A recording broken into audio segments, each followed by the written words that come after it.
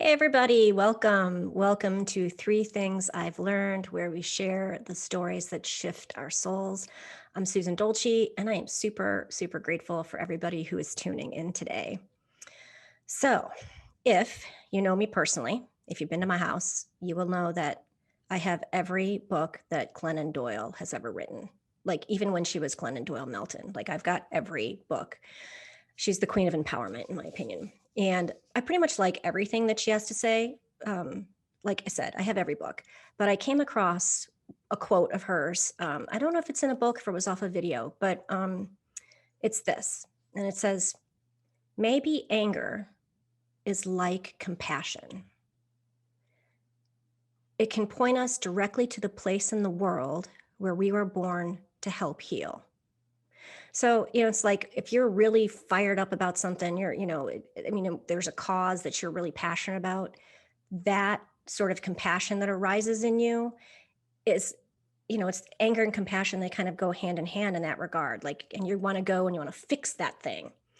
But I'm going to ask you to think about that quote in a slightly different way, and that maybe it's also our anger that points to exactly like what we need to heal in our lives. I mean, anger sends us a powerful message. And I think so many of us have been taught to ignore it. It's not polite. We shouldn't show our anger.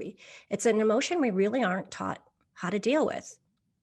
So today I am talking with my friend, colleague, and spiritual life coach, Britta Albert, about how anger is sort of like the cousin of fear, and how we can process our anger and our rage into living a more fearless life.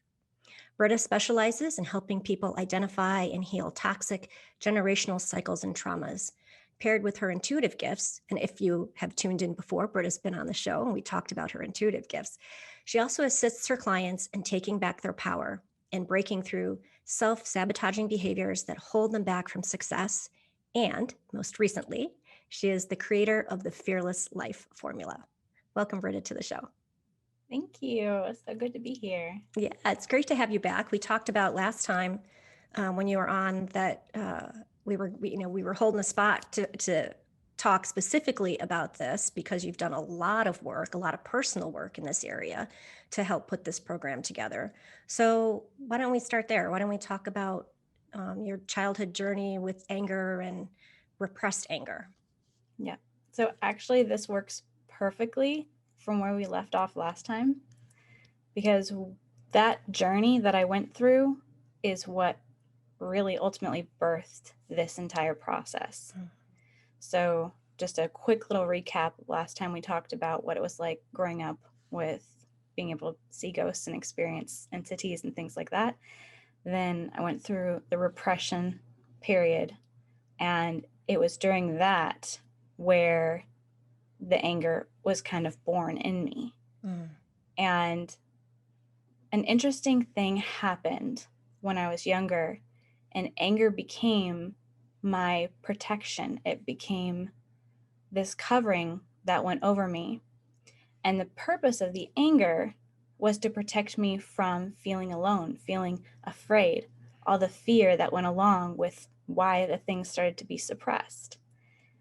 But it unfortunately perpetuated itself because we don't know how to handle it.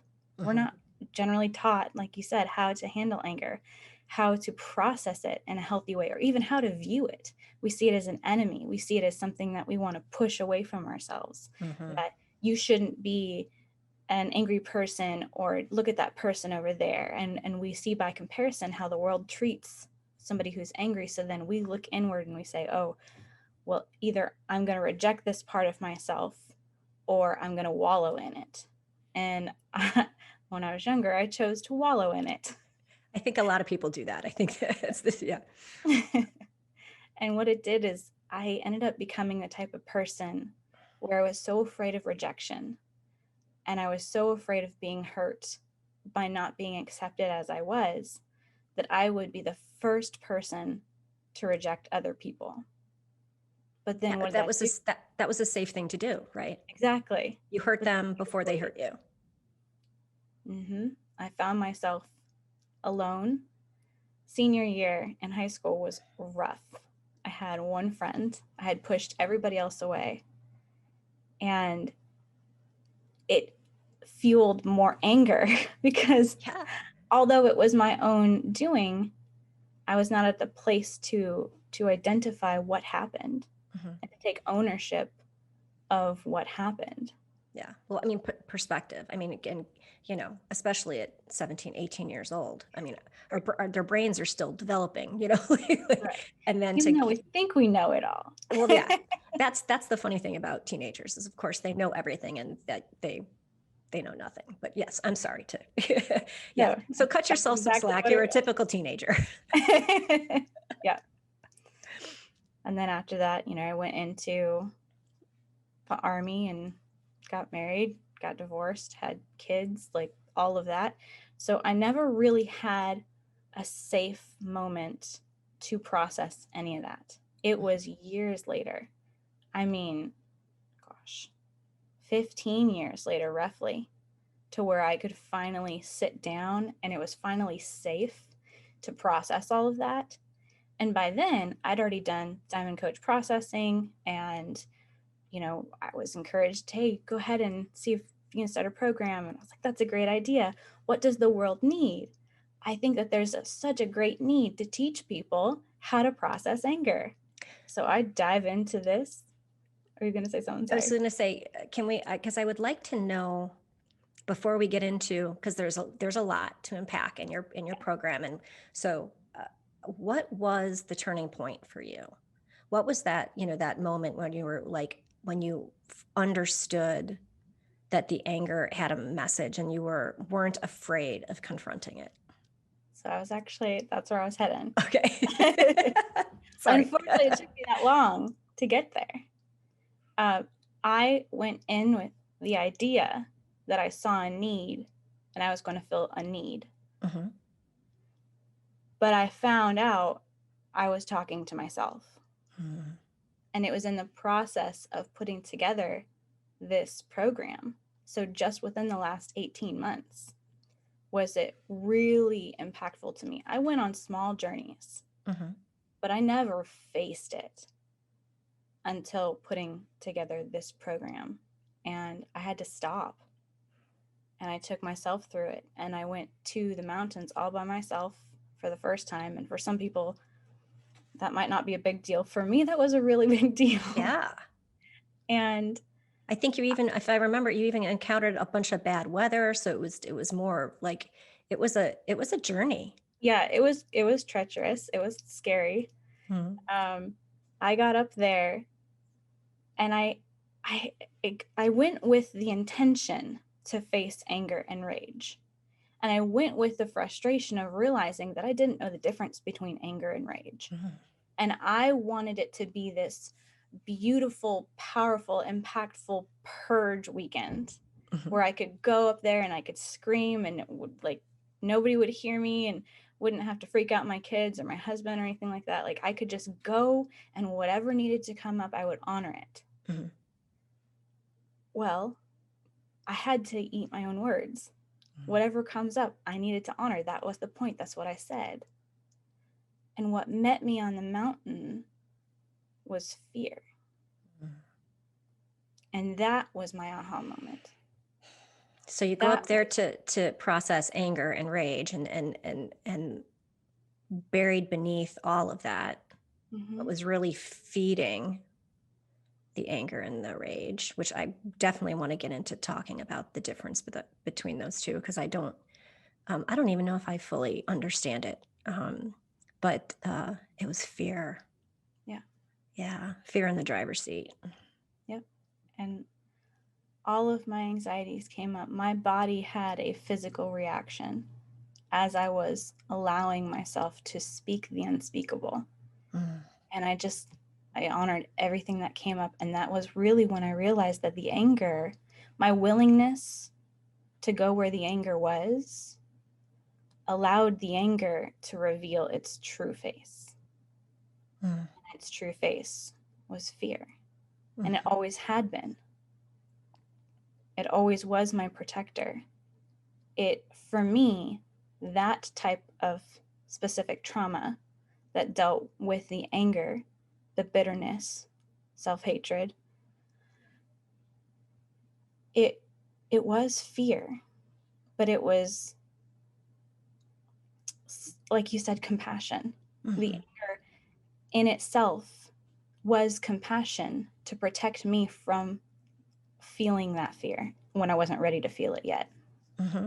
And I think that's the fascinating part about our egos, our psyches, is how the mechanisms we put in place to protect ourselves, especially when we're small children, um, and not knowing what they are or where they came from, we carry them into adulthood, and they've been our buddies, they've been with us all the time, but they've never had an opportunity to like sit and chat. They're just always in protective mode, right? Yeah. Yeah. So we're coming up on a break. When we come back, uh, I'm we're going to talk about the consequences of anger, but I've heard you also talk about, and I, I think this is profound, and I really want to get into it a little bit deeper.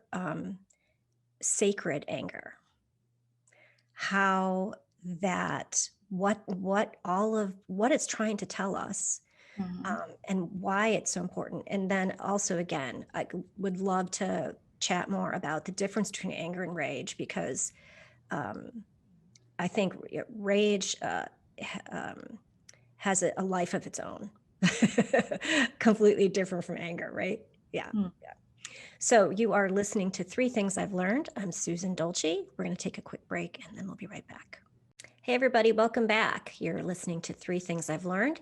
I'm Susan Dolci, and today I'm talking with my friend, my colleague. She's also a spiritual life coach. Her name's Britta Albert. She's amazing. She's been on the show before. If you like her, go back and find that one. It was about being able to see ghosts and spirits when you're growing up, which it was a fascinating talk. So anyway, before we dive in back into anger and rage and fear, where can people connect with you? Where can they find you? So one of the easiest places is my website, which is just brittaalbertcoaching.com. They can follow me on Facebook at Albert Coaching, Instagram at Britta Albert LC, and at YouTube, just type in Britta Albert, and I'm the first one to pop up.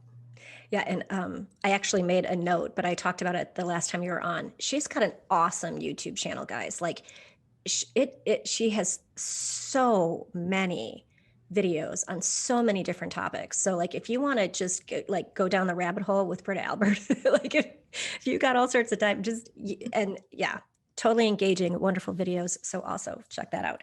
So before we went to the break, we were talking about how. When you went up to the mountains to, explore anger and rage, you found out about fear instead. Yes. Yeah.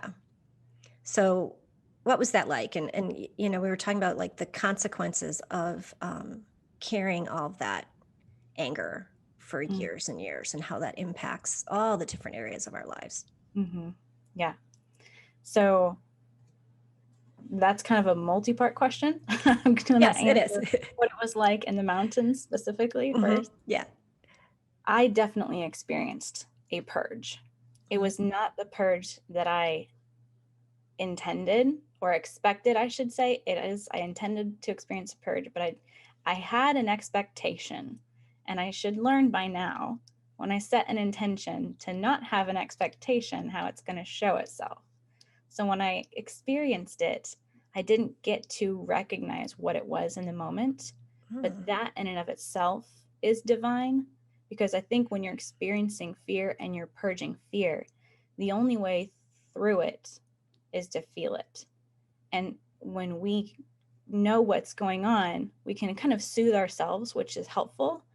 But to not really, I gave in the moment. I Mhm. completely was immersed in the fear because I went up there to experience anger and rage, and the fear caught me off guard. So in a way, it was way more productive because I bought into it Mhm. and I felt it authentically instead of being able to self soothe and talk myself through it. I did. I allowed it to come up. I remembered why I was there.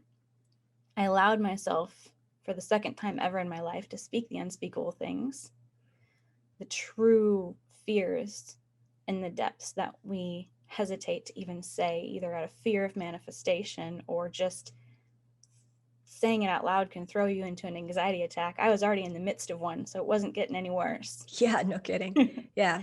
Well, yeah, because I was like, when you're not expecting fear, and then all of a sudden you find yourself there. Like, would you have gone on the trip? Sidebar question. Would you have even taken the trip if you knew that it was actually fear you were going to be encountering?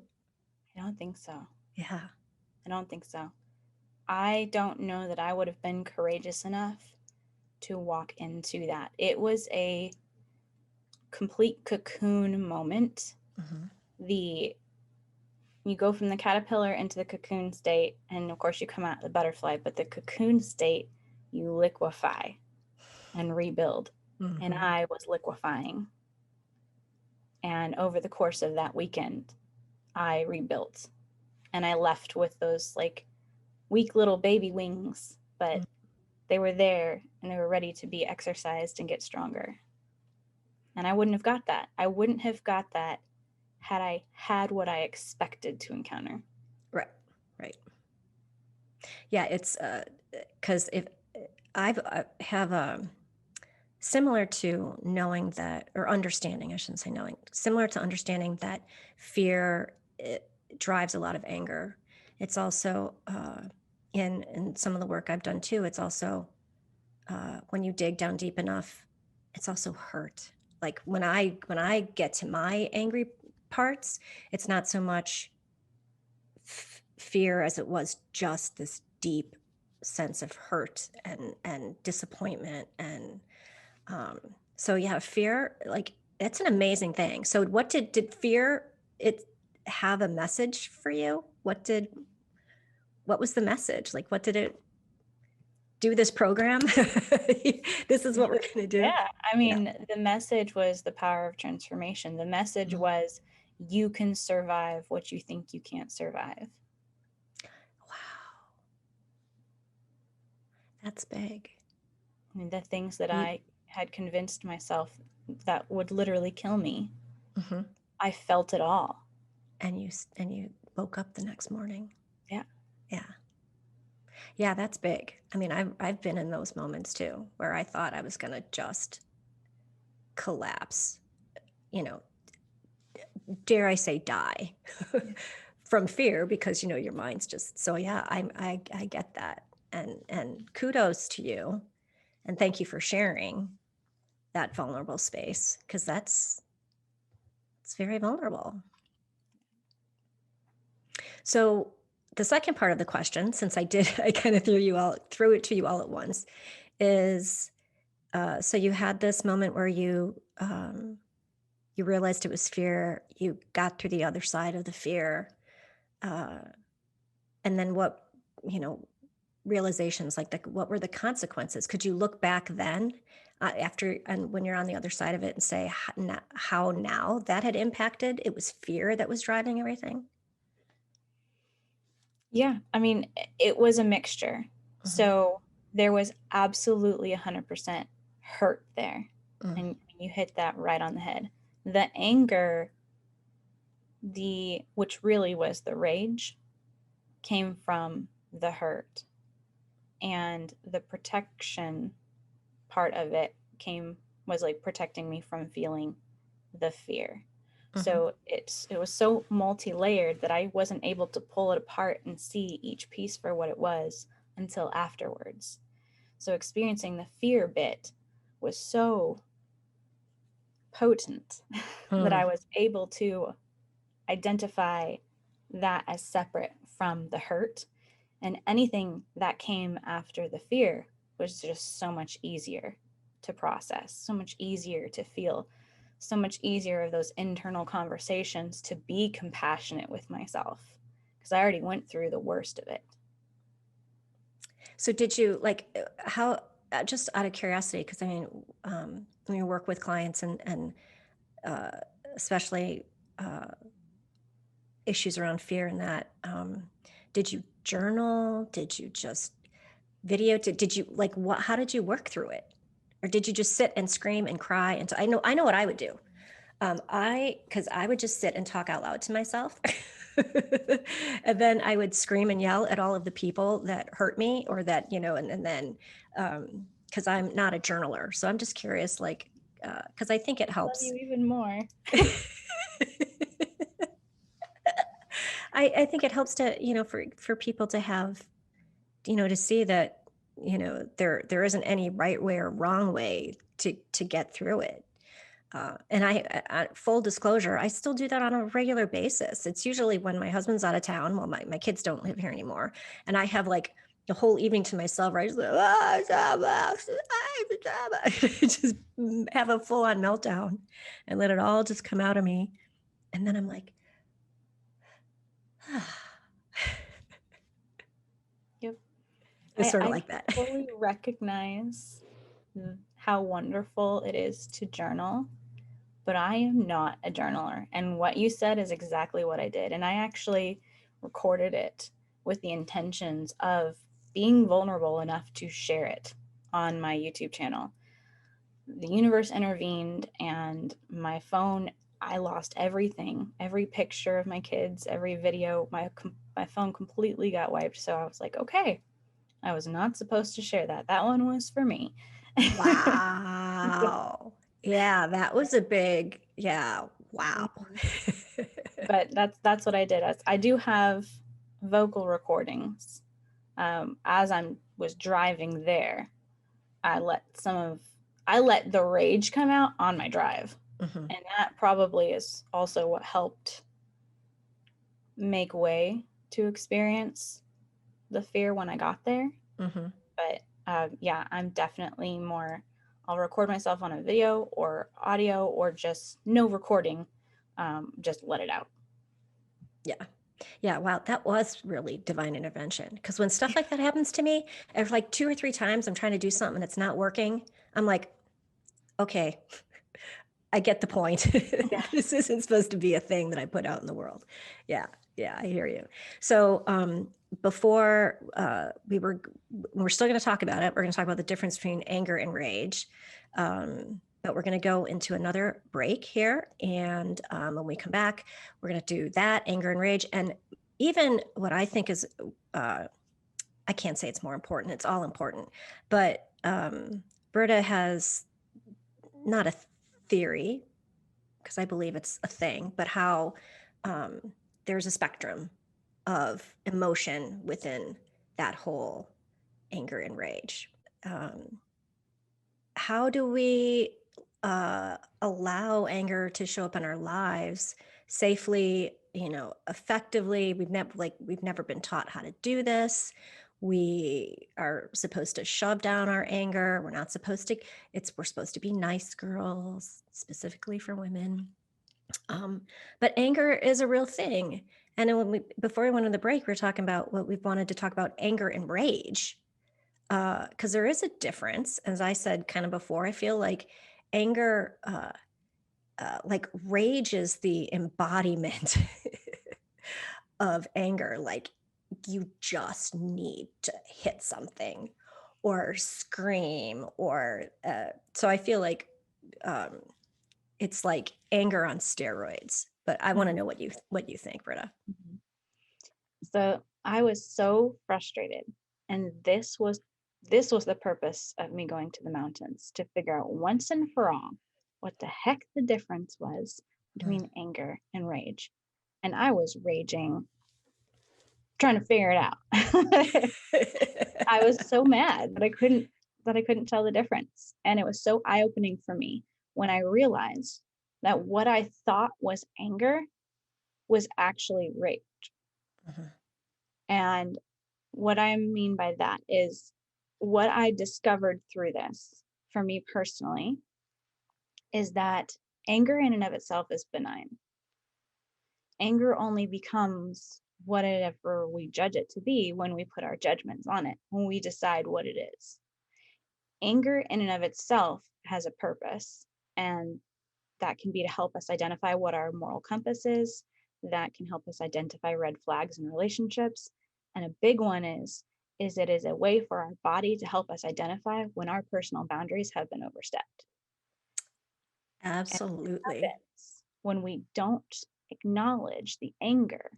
Because when we feel the anger, it's actually more of a frustration, Mhm, I would say. True anger, we misinterpret as frustration because since we don't have the urge to yell or hit something or take some sort of action, mhm, we would say, well, that's not really anger. I'm just frustrated. But what happens is you bury that. You take no action against it because you feel like you're not supposed to, it's not socially acceptable, or whatever it might be. So, a lot of times when people think of anger or unprocessed anger, they'll think of yelling, they'll think mhm, of uncontrollable bursts of rage, possibly physical altercations. Um, we have all of these ideas of what we think anger is. But in reality, it's ultra independence. mm, It can be not it literally the opposite of yelling. It can be shutting people off, like not talking to them mhm, and trying to avoid the altercation because when you're feeling the anger, there's something that is in like dis-ease with the situation. mhm. And so a lot of times it's actually opposite of what we think. So what happens to our body when we hold on to anger, when we're not speaking our truth, is it can actually manifest as disease, just to be cliche. Yeah, yeah, no, And absolutely. you can develop things like throat cancer, you can develop digestive issues when you're not speaking your truth and you're holding it all in your body. So, rage, think of a bucket, and the bucket is overflowing, and you drill holes in the side of the bucket, and you still have water coming into the bucket, and all of that is your anger that you're not processing, and the bucket is your body.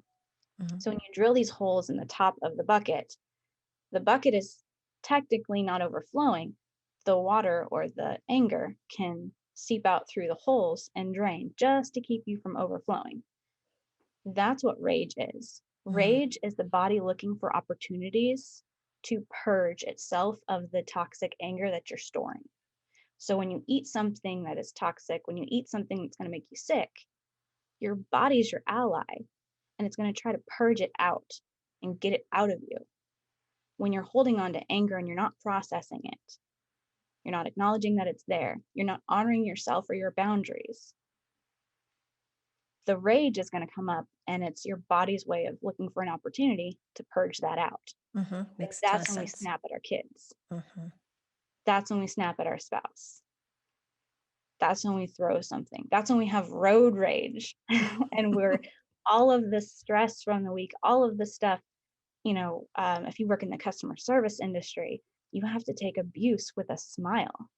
mm, You're just stuffing that in because it's not safe to feel it in the moment. It's not safe to process it. And we're not processing it later. We get home and we just want to, put our feet up and turn on the TV and eat some dinner and go to bed and not think about it. mhm. So where is it going? It's staying in our body. It's got to find a way out. And rage looks so ugly and we have so much disdain for it and so much stigma, but really it's your body trying to help you. It's trying to purge it out. Yeah, I love that bucket analogy. That's awesome because yeah, it's like if we're not finding a way to deal with it in a healthy way, and I mean, I think that's a question is, um, you know, as you were saying, you want to eat dinner and watch TV, or like pretend it's not there, or I know a lot of people who would eat it to numb it, or drink it to numb it, or Mm, and finding healthy ways to manage our anger, and also teaching our kids that, like, wow, like, if think about how much different our world would be if we could just find healthy ways to process our anger. And I think a lot of it, so much of it has to do with, like, we're not supposed to talk about it. mhm, So we're supposed to if a kid comes home from school and they're you know upset because they've been bullied, or they've been bullied by a teacher, or something happened at school. Mhm. Um, and I don't think as a society we actually even have the vocabulary to talk about our anger in healthy ways, without just like spewing, that you're upset about something. Mhm. Yeah, and I mean, perfectly aligns with what you said about the hurt as well. Like, you think about those days of schooling, and who's getting told to man up? Mm, Who's getting told men don't cry? yeah. And then Yeah. who comes into the world and has, statistically, not always, but statistically, the most issues with anger and rage? Hmm. But then on the flip side, I wonder, and I'm not going to say I know this statistic because it literally just popped into my head, but I wonder if we were to look up who has more cases of like throat or digestive cancers, men or women, because who is the one that's told you don't act out like that. Hmm. Be quiet, be pretty. So there's toxic grooming going on for both sides. One is told to swallow it and bury it. The other is told to swallow it and bury it. There's just two different ways of saying the same thing. That's shaming and suppressing the emotion of hurt and anger. It also reminded me of a story. I don't think she'd get mad at me for sharing it. But one of our teachers, she had a moment where the story goes that she was, she and her, I think, I'm not sure if they were married or not yet. So anyway, she was enraged about something, and she was cutting a grapefruit, and she just couldn't think of, like, she was just so enraged and she just didn't know what to do. And she took the half a grapefruit and she threw it against the wall. She just slung it, and it hit the wall. And her partner looked at her and gave her the other half of the grapefruit as, oh, do you need to throw the other half too? Like, and think about how most people would, the reaction would have been like, are you out of your mind? What are you doing? What, like, what is up? And trying to, like, where it was like, let it out, you know, throw something, punch a pillow. I remember when I was a kid, um, uh, I, another, it's a school story, bullied, blah, blah, blah, blah, blah. And I came home and I was so upset. And my mom could see that I was like just pacing. And she gave me one of those. This is back in the day when there were phone books. And she gave me one of the skinnier ones. And I was so angry. And I think I was 12, and I ripped it in half. And she was like, do you need another phone book? And I mean, I think that's some of the things we need to explore. I'm sure and we're going to talk about a little bit at the end, a little bit about your program, but it's finding healthy ways to deal with our fear and our anger, and not stuff it down or eat it or numb it or even exercise it to death, because that's probably what I would do. It's like, I would, this must be healthy because I'm turning my anger and I'm putting it in, I'm running, and I mean, that's not an unhealthy thing, but it's all the why, right? Right. What's the motivation behind it? Hmm. Yeah. So we're going to take one more break, and when we come back, we're going to talk about the spectrum of anger. You're listening to Three Things I've Learned. I'm talking with Britta Albert today, and we will be right back. Welcome back. We are at the last segment of our show today. I am talking with Britta Albert. She's a life coach, and she has a new program out called the Fearless Life Formula. And we've been talking about anger and rage and fear, and not just how to deal with it, but acknowledging, its role in our lives, where it is and where it's hiding, because it tends to, like, hide in the dark shadows. Because as we were saying before break, uh, you know, how children, not only are they not taught how to manage it. I mean, there's the whole, for, boys, you're not supposed to cry, you're not supposed to um, hit, which of course we don't want anybody hitting anybody, but finding ways to deal with their anger and even just the vocabulary of it. And I was saying how that one time my mom gave me a phone book to rip up, and I remember when I ripped it up, I wasn't. I was like, did I just do that? Like, I had no idea I was strong enough to rip a phone book, but that's how angry I was. So let's talk about, like, I know in the very beginning of the show, I talked about sacred anger, which was a term I'd never really heard. The first time I heard it, you brought it up, and um, how we how we should maybe honor these emotions, not just learn how to deal with them, but honor what they're trying to teach us and tell us. Yeah. And for that, I'll jump into the spectrum Hmm. because the sacred anger exists within the spectrum, just as the toxic anger does. And if you think about a ruler and you think about the middle being at 0, and then you have -1, -2, -3, you have 1, 2, 3 on the other side. And so the positive is, just for simplicity's sake, where we'll say where the sacred anger lives, and the negative is where the toxic anger lives. Well, we don't really need to talk about the toxic side of the spectrum. We're all very familiar with the toxic side of the spectrum. That's, again, where you hold it into your body. You get sick. You have all these things happen. If you don't purge it out, it results in rage if it needs to purge itself. That's the negative side of anger. We're very familiar with it. We hate it. But the neutral side of anger, that 0, is also important to recognize because that 0 on the spectrum is the moment that we feel the anger, but before we identify it, before we give it a name, before we make a decision about it, before it becomes either side of the spectrum.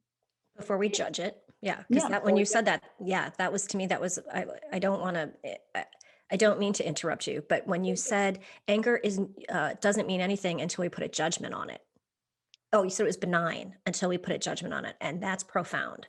Yeah, that's when it's at that 0 on the spectrum. Mhm. And then the positive side is, again, where that sacred anger exists. And I have to reiterate this: the positive and negative is just for simplicity. Sacred anger exists in the negative end of the spectrum as well, if not lives there. But say if we're on the positive end of the spectrum and we're looking at that sacred anger, what is it about anger that is good? Well, again, we already said one of the things that it does is it helps you identify your personal moral compass, Mhm. helps you to know yourself better by it shows you if you're not sure where your boundaries exist, it shows you. Mhm. You become Yeah. very familiar with them. It shows you red flags in relationships, things like that. But there's a amazing thing about anger that we don't think about. And to me, it is one of the most beautiful, and other people can argue about sacred anger, but to me, this is my diamond part of it, is the fact that it is a propelling force. Mhm. That positive end of anger. Anyone who has ever been in an abusive relationship, doesn't have to be a romantic relationship, could be in a mentally abusive job. Mhm. Any kind of emotionally, physically, or mentally abusive, sexually abusive, any kind of abusive relationship where you're in it, we have a threshold depending on how much we love ourselves. We will never move until we're hurt beyond the threshold that we think we deserve. But once somebody has overstepped that threshold, it gives us the courage to leave. Mhm. But 9 times out of 10, if not 10 times out of 10, when you're leaving that kind of a situation, it's not courage that you find, it's anger that becomes your courage. Because on that emotional scale, anger is going to be an easier step up from fear, versus courage is going to be up here. To go from fear to courage is kind of a quantum leap. Mhm. Very difficult when you're in the midst of terror or fear to jump into a place of courage. but you can step into anger. And that's much easier. That's much more realistic. And that anger is going to push you forward. It's going to push you out of that situation. Or if you've set a goal and you didn't achieve that goal, you can use that anger to propel you forward, to learn from your mistakes, to do it better next time, to see things as an opportunity. You just don't want to live there. Mhm. So it's so, again, compassionate. Mhm. It's such a beautiful gift when you're at that place of fear. Again, it can be done. People can make that quantum leap and go straight into courage. But most of us, we need a stepping stone. And anger is like, I'm right here. Mhm. Yeah. Grab hold. I'll push Yeah. you. Yeah, and that also, like I said in the opening quote, it's not just in our personal lives. It will drive us to help other people where they need to heal, Hmm. which is what you're doing, which is what your new program is about, Yep. the Fearless Life Formula. So let's chat about that before we run out of time. Okay. So the Fearless Life formula is a replicatable version of my journey. And I take people through the steps. But one of the biggest things when it comes to the Fearless Life formula is honesty. Mm, And you have to be honest with yourself about what your triggers are. You have to be honest with yourself to acknowledge, like, what happened to me in the mountains, to speak the unspeakable. I had to be honest with myself about what was there. I mhm. would love to say that I wasn't afraid of some of the stuff that I was afraid of. And to you or to other people listening, the things may not have seemed that big of a deal, but to me they were. So being honest with myself is also being compassionate and taking away the shame. And honesty takes so much courage. Yeah, that's the leap. That's the it. I'm no doubt that this is going to be this program's going to heal a lot of people. I know you don't have a whole lot of spots left, this Mhm. launch of this program. So if people are interested in getting into this program, where do they find you again, and how can they get more information on that? So the easiest way would be to go to my website, brittaalbertcoaching.com. There is a specific tab on it for programs. They can reserve a spot there. Or if you want more information, you can go to my Facebook page, which is Albert Coaching, and or you can put in Britta Albert and it'll pop up as well. On Thursday at 6:30, this Thursday, I believe that's the 18th, at 6:30 Eastern Standard Time, I'm going to go live and go more in depth about this so people can learn more about the program and how to get in. But it is a beta version starting out, so I already have a few people who've signed up, so there's only 16 spots left. Well, that's also, I think that's one of the things that's going to make the program so um, spectacular. Is, I mean, it's a safe container. I think when people are processing these sorts of emotions, it needs to be a small, safe container that Mm. so, so they can be honest and confront all of the darker parts. Yeah. Yeah. Thank you, Britta. This has been, I love having you on the show. This is always great. So, yes, BrittaAlbertCoaching.com. Also, again, her YouTube channel. It's Britta. Is it Britta Albert? Britta Albert, yeah. Yeah. We all have a story to tell. We can live in the story or we can transform the story. It's your choice. But if you change your story, you can change our world.